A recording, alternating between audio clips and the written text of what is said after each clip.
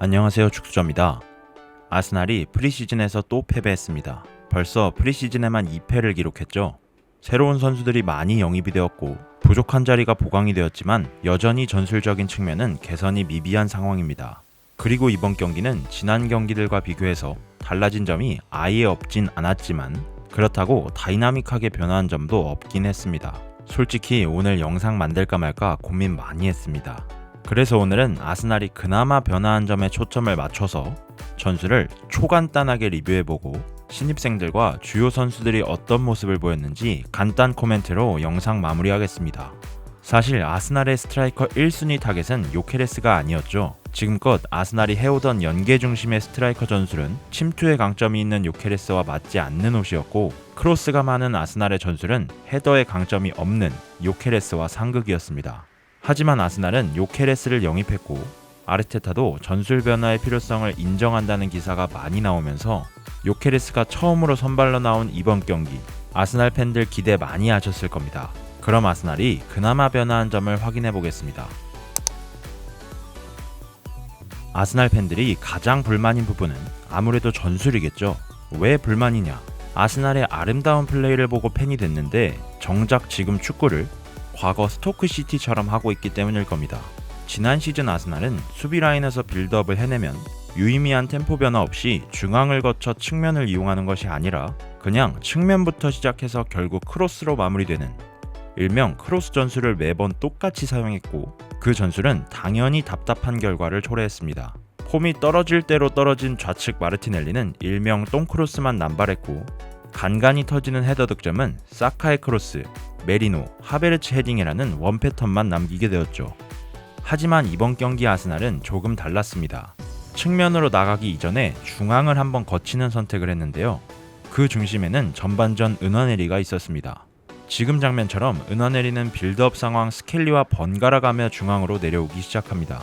은화네리가 내려오면 스켈리는 인버티드 풀백 역할을 하지 않고 좌측 풀백 자리에 넓게 벌려 폭을 제공했죠.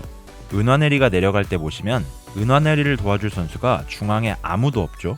사실 이런 상황이 의도된 것인지는 알 수 없으나 이런 상황이 은화네리에게는 최적의 상황이라고 보시면 됩니다.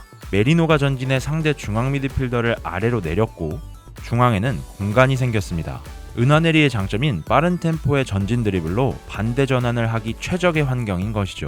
실제로 은화네리는 이 장면에서 볼을 받고 돌아서 반대쪽으로 전환을 해냅니다. 이 장면뿐만 아니라 은화네리는 의도적으로 볼을 끌고 사이드로 내주는 모습을 많이 보여줍니다.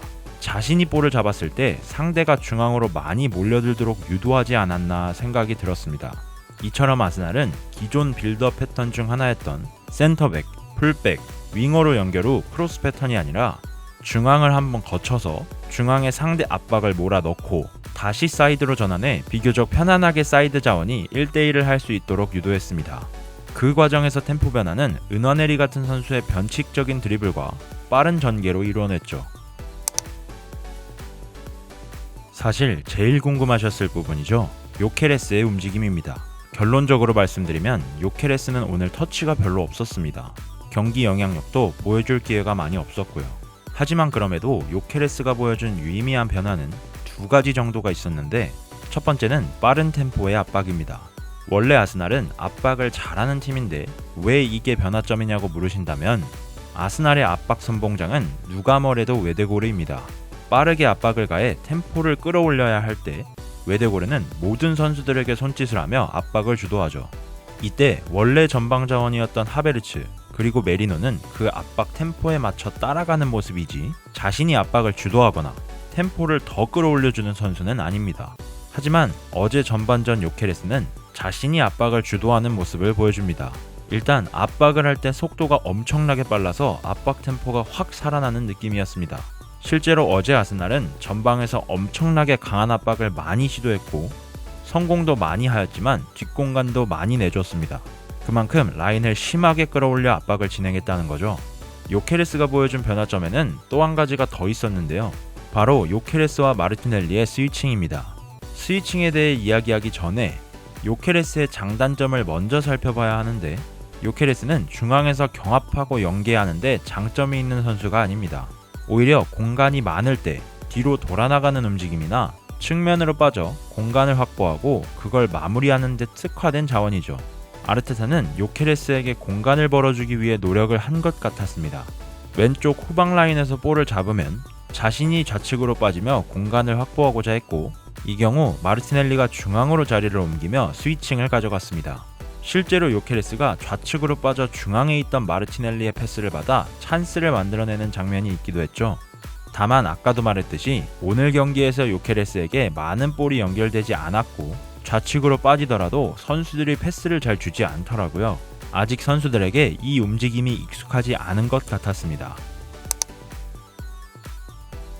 마지막 변화점인데요. 기존 아스날의 전술과 직결되는 크로스의 변화입니다.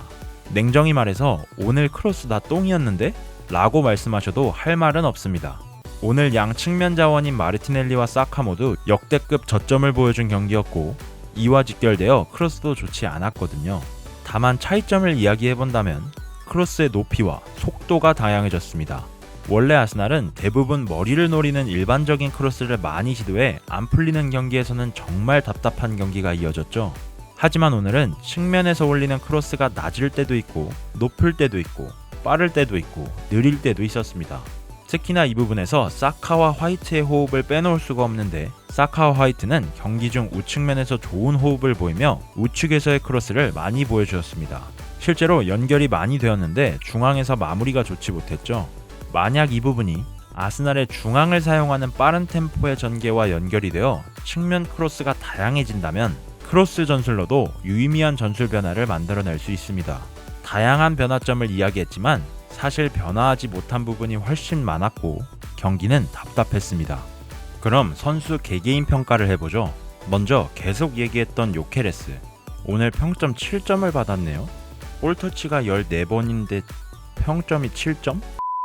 63분을 소화하면서 슈팅은 2번 기록했고 드리블은 모두 성공, 경합도 좋은 성공률을 보였습니다. 이건 요케레스의 개인 움직임이라 아까 전술 설명에 따로 넣지 않았는데 경기 중에 정말 딱 한 번 요케레스의 침투 움직임이 제대로 나왔습니다. 메리노의 패스였던 것으로 기억하는데 요케레스가 상대 수비수 등 뒤로 침투하면서 슈팅까지 가져가는 장면이었죠. 이러한 움직임들이 요케레스의 최대 장점이고 많은 부분을 보여주지는 못했으나 가능성에 대해 보여준 장면이기도 했습니다. 요케레스가 침투하는 것을 보고 찔러줄 수 있는 자리에서 가장 유의미한 패스를 보여줄 수 있는 선수는 현 아스날 스쿼드 내 웨데고르가 가장 뛰어나다고 보는데 웨데고르와 요케레스의 호흡이 매우 궁금했습니다. 어제 전반은 중원 주전조가 모두 빠져 있었거든요. 다음은 후반 시작과 동시에 교체 투입되어 45분을 소화한 센터백 신입생 크리스티안 모스케라입니다. 이번 경기 굉장히 좋은 모습을 보여줬는데 평점은 6.7점, 패스는 1개 빼고 모두 성공해 97%의 성공률을 보여주었고 경합과 클리어도 준수한 모습이었습니다. 가장 놀랐던 것은 이 선수의 속도와 발밑 능력이었습니다. 후반 시작과 동시에 화이트와 교체되며 라이트백으로 투입되었고 팀버의 투입 이후에는 센터백으로 전환하였는데 두 자리에서 모두 좋은 모습을 보여줬습니다. 아스날 신입생 중에 어떻게 보면 가장 주목을 받지 못하는 선수였는데 이번 경기로 눈도장을 확실하게 찍었습니다. 다음은 다우먼입니다. 다우먼은 이번 경기 28분을 소화하면서 볼터치 27회, 드리블과 경합 모두 좋은 모습을 보여주었습니다. 이번 프리시즌 다우먼의 모습을 보면 좀 충격적입니다. 야말 정도의 충격은 아니지만 그냥 아스날 경기에 다우먼이 들어오면 얘밖에 안 보입니다. 진짜 장난치는 게 아니라 다우먼을 좌측으로 보낼 게 아니라 사카를 좌측으로 보내야 할 정도라고 해야 할까요? 어제도 우측을 탈탈 털어버리면서 드리블하는 모습은 정말 인상적이었습니다. 이번 시즌 우측 백업은 다우먼이 맞는 것 같습니다. 그렇다고 진짜 사카를 뺄 순 없잖아요. 마지막으로 수비맨디입니다. 개인적으로 뇌르고르도 오늘 정말 잘했는데 수비맨디가 들어오면서 진짜 클래스가 다른 모습을 보여주더라고요. 오늘 수비맨디는 후반 교체 투입되어 45분을 소화하면서 패스, 경합, 드리블 모두 100% 성공률을 보여주었습니다. 거의 완벽에 가까웠죠. 오늘 수비맨디를 보면서 무슨 생각이 들었는지 잠깐 딴소리를 좀 해보자면 샤브샤브 집을 가면 가스오브시 국물이랑 빨간 국물 보통 이렇게 두 개를 드시잖아요. 그리고 가스오브시 국물에 샤브샤브를 담가서 익히고 그 다음에 소스를 찍어 드시겠죠? 가스오브시 국물에 담가 익히면 어떤 소스에도 어떤 야채에도 잘 어울리잖아요. 수비 맨디가 딱 가스오부시 국물에 담근 샤브샤브 고기 같은 선수예요. 어떤 선수와 플레이에도 다 맞춰줄 것 같은 느낌? 안정적인 모습을 보여주면서 때로는 화려하게 앞쪽으로 찔러주는 전진 패스도 보여주고 후방에서 경기를 조립하는데 특화된 선수로 보였습니다. 이상 개소리였습니다. 마무리하기 전에 아스날이 또 재밌는 세트피스 전술을 들고 왔더라고요. 코너킥을 진행할 때 5명의 선수가 박스 바깥에서 일렬로 대기하고 코너킥을 차는 순간 모두 침투하는 것이 아니라 2-3명의 선수만 침투합니다. 누가 침투할지 모르게 만드는 전술인 것 같아요. 이런 세트피스 전술은 너무나도 좋지만 이번 시즌도 코너킥으로 세트피스로 대부분의 득점을 해내는 모습을 보여주어서는 안됩니다. 아스날의 프리시즌 마지막 경기는 빌바오전인데 제가 사정으로 인해 이 경기는 보지 못해서 다음 아스날 리뷰는 아마 개막전 맨체스터 유나이티드전이 될 것 같습니다. 그때 제대로 두 팀 모두 리뷰해보도록 하겠습니다. 오늘도 영상 시청해주셔서 감사합니다.